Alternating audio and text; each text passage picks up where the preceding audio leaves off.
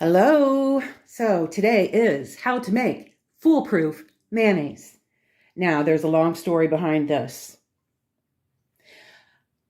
I started making my own mayonnaise when I went paleo. It's healthier for you. It's better for you. There's no chemicals in it, and we're using quality oil. Yes. Anyway, I had more mayonnaise fails than I can even count. So I reached out to every new paleo cookbook recipe person online and said, "What's your secret?" Because they were promoting their recipes as foolproof, fail-proof, whatever. I got answers from it's the order of the ingredients. You have to let the ingredients settle. They all need to be room temperature. None of them were the truth. Did you hear that? None of them were the answer. They did not know what the answer was, but I do, and I'm sharing it with you today. All right, let's get started. Let's get started because I've been really excited to share this with you. So, the first secret or trick is you need a straight-sided, wide mouth jar so that you can use your immersion blender, and that is the second requirement. The trick, and I learned this from watching the movie Julie and Julia, is the egg must be room temperature to slightly warm. We're going to put that in there. And then this is my recipe. It's what I like. And you can adjust your ingredients except for egg, oil, vinegar, and I like a little salt. I also add mustard and a little bit of garlic. That is dry, minced garlic. That's what it's called. And there is an affiliate link at the bottom in the description. All right. 1 warm egg. It does not matter what order you put the ingredients in.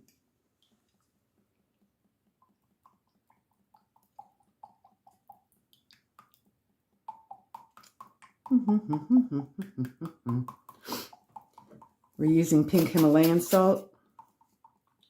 It's a little bit lower in sodium than the salt you buy at the grocery. Although I think you can get this, but I buy it from Home Goods because it's the best price. All right, the oil. Avocado oil.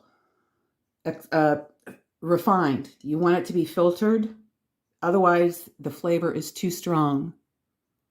Is that on camera? There you go. Kroger's has chosen now. Walmart has chosen now. And a lot of the other oils are fakes. We're pouring it in. This is organic, raw apple cider vinegar, and mine happens to be from Trader Joe's. You can also use Bragg's. I don't do quite a tablespoon because I add lime juice. Now, the secret to buying citrus fruit: smooth skin, meaning very tiny, tiny pores. I don't know if you can see that. These will have a lot more juice in them than the ones with the large pores and that are really bumpy. Typically, limes do not have seeds. So we can just squeeze it directly into the jar. And I add about a teaspoon. Just gives it a fresher flavor. Mustard. I'm going to use the same measuring spoon because y'all know I don't like to wash a lot of dishes. So half a teaspoon of garlic flakes, half a teaspoon of salt, and a teaspoon of Dijon, which just punches up the flavor. So we're adding it twice because it's a half a teaspoon measure. That's it, folks. That is all the ingredients. So now, and this is my favorite part,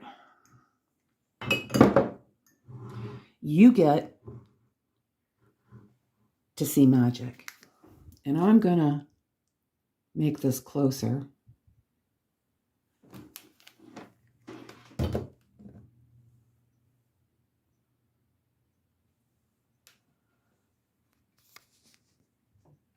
So you really get the full effect.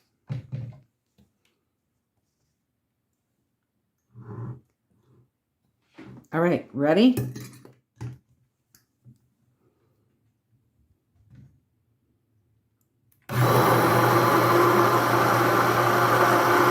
Don't move it till it's thick.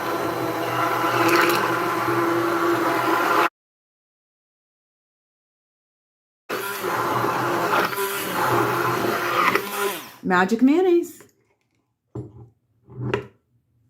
Delicious.